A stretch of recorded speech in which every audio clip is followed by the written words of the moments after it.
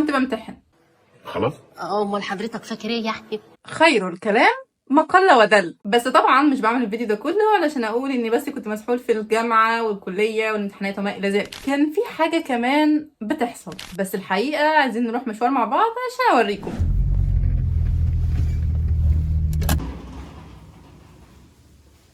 بس قبل ما نوصل المكان اللي عايزه اوريه لكم محتاجين تشوفوا القصه كامله من اولها.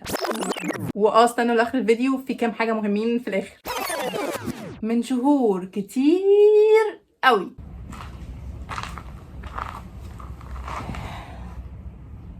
ايه الاخبار؟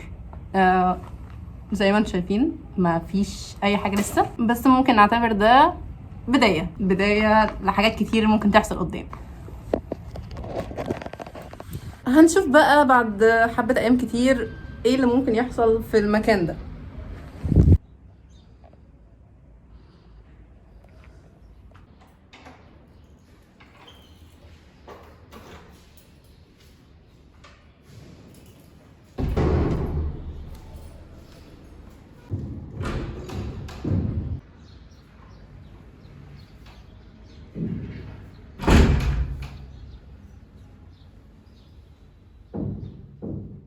ايه الكلام؟ لو في صدى صوت قليل او حتى كتير الدنيا لسه فاضيه، فاهمين؟ عدى وقت كتير قوي، واظن واضح كفايه الاختلاف اللي حاصل ما بين اخر حاجات شفتوها ودلوقتي. نقدر نقول عندنا استوديو جديد قيد الانشاء.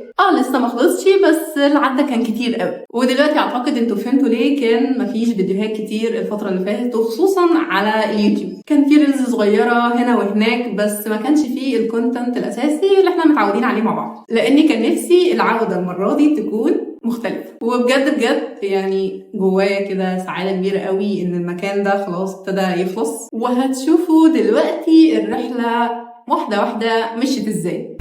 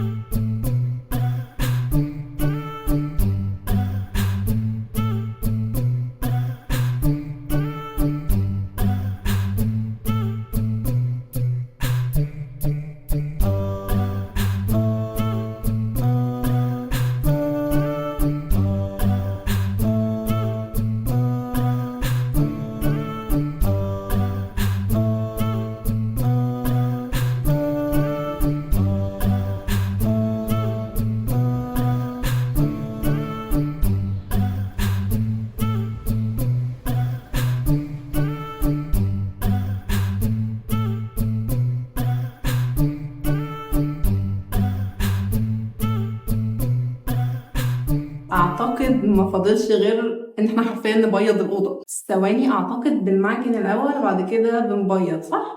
مش مهم يعني، يبقى لونها لون. فده يبرر ليه ما كانش فيه فيديوهات كتير الفتره اللي فاتت، زائد ان كان في امتحانات وكثير من الاشياء في الكليه. فممكن تعتبروا الفيديو ده ما هو الا تعريف بالمكان الجديد اللي ان شاء الله خلاص بيخلص اهو، علشان يبقى فيه كونتنت جديد، وان الفيديوهات الجايه كمان هتبقى ان انتوا بنفسكم هتساعدوني زي عن ديكوريشن للاستوديو اصلا. فتاكدوا انكم عندي على انستجرام علشان هنبدا ندي افكار لبعض كده ازاي الدنيا تمشي هنا.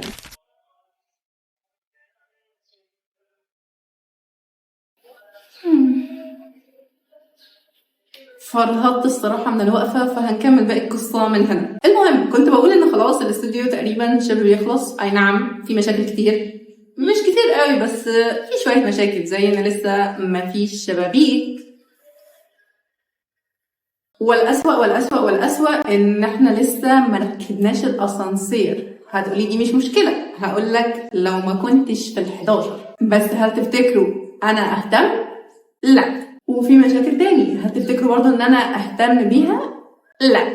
عارفين احساس لما يكون فعلا مستني حاجه بقالك كتير قوي وانت عايزها تخلص، يعني يلا بقى اخلصي. فهو ده الوضع دلوقتي، بقى عندي مساحه خاصه بيا لوحدي، فكل ما هو دون ذلك انا مش مهتم ايه اللي بيحصل. بس الجانب الكويس في الموضوع اني هبدا اشارك معاكم كل الحاجات اللي ناقصه دي وانا بعملها واحده واحده. فويت فور ات.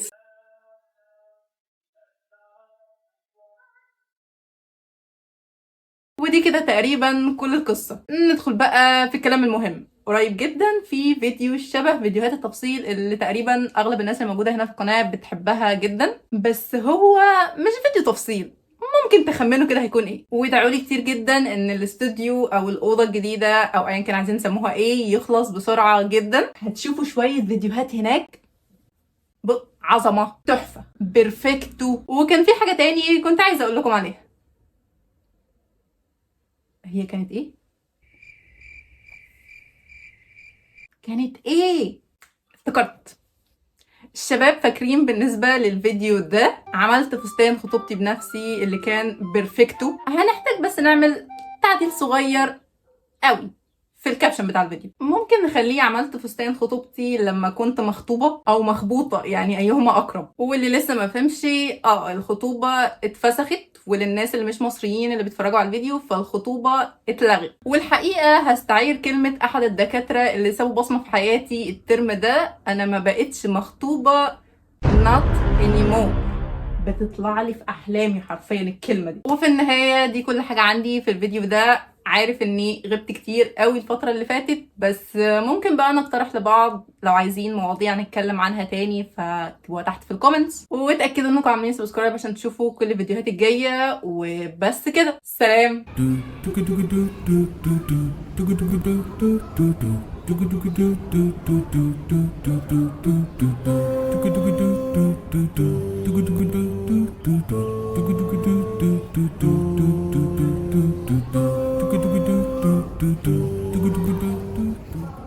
Tan tararara, rararara, tan tararara, rararara.